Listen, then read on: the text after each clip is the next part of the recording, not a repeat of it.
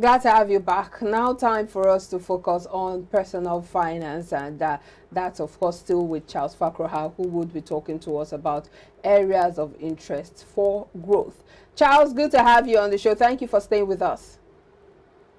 Thank you for having me on the show again. So let's talk about the areas for growth. What exactly are we focusing on?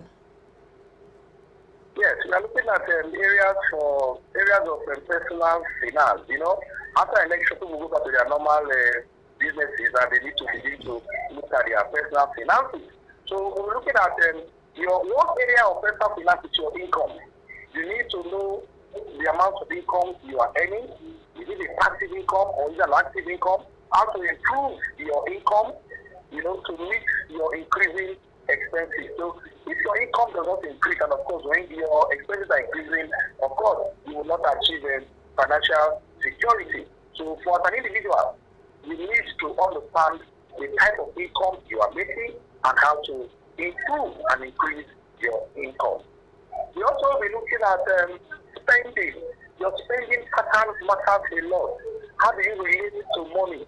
Do you keep record of your expenses? So you need to have a pattern of spending for you to track it. And how do you track your spending? Is by having a budget.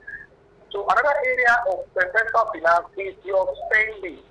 Just like even a country, before any new year, they have a budget in terms of where their income is coming from and how they are going to be expending that income.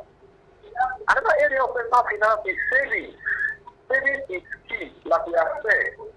Any man who cannot save will not be able to enter the kingdom of financial prosperity. Save and you shall be saved. So saving is very, very crucial when it comes to areas of personal finance. Like we have seen in the richest man in Babylon, you should be able to save at least 10% of any income you are earning to provide wealth for you when you are no longer working. After saving, the next area of personal finance is investing. Because for savings, you will not get enough income. You will not earn interest much. So by the time you now make your investment, of course, investments are also very risky. But you need to assess your risk before you go into any investment or doing any investment. It could be in the stock market, it could be in real estate, it could be in the business, it could also be in trading in commodities. Then finally, after investing and you are getting some money, you need to now protect your wealth. And that is the last aspect of personal finance, which is protection. You need to protect your wealth by having estate planning, by taking insurance to ensure that, because you as an individual, when you are earning, and maybe something happens to you, disability, accident, or loss of job, then that capacity to earn is no longer there. So if you are taking protection in terms of insurance, you will continue to earn because the insurance company will pay you based on your policies, and you will see that you will still be in the kingdom of financial prosperity. You mentioned the fact that the elections affected finances in some way or the other. I'd like you to expatiate further on that. How does elections, how do they affect people's personal finance? Yes. For some of them, they were not having any cash. This transfer was an issue. But on that day of election, they were able to see 3,000 naira new naira notes. It boosted their local economy. It boosted their personal finance. And for the party officials, they were running after trying to convince the voters.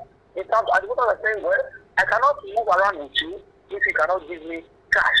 And this cash was really, really difficult. And I could see that some of the party officials, of course, not in Patani local government, where I covered, they were having issues because the voters were saying, we can't move it from point A to point B during the campaign and say, you want to take transfer? No, I want cash.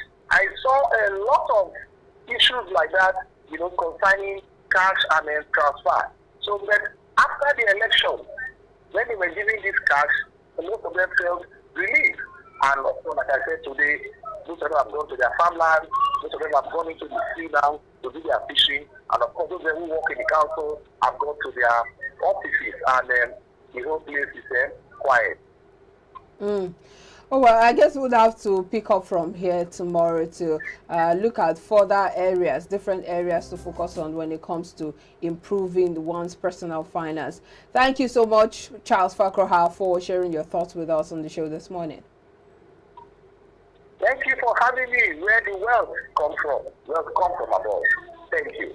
All right, let's wrap up the show now as we coast home with the quote of the day, and that's by Les Brown, and he says, "Too many of us are not living our dreams because we are living our fears." Of course, fear is the opposite of faith, of boldness, of confidence. If you have to do anything in life, you have to eradicate fears. The truth is, there will always be that bleak future, that uncertainty, that question of, would I be able to achieve these dreams, these goals?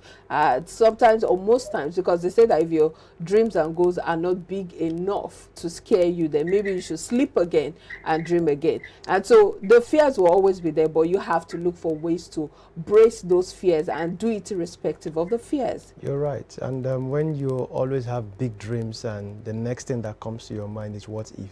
What if? What if? You might likely not be able to realize your dream. So yes, there are going to be ifs, but then take that out of your mind and focus on the positivity that comes with realizing that dreams. Indeed. And that's where we would be leaving it today on iBrand Daybreak. Thanks for watching. I am Omobolanle Adeshui, wishing you a fantastic day.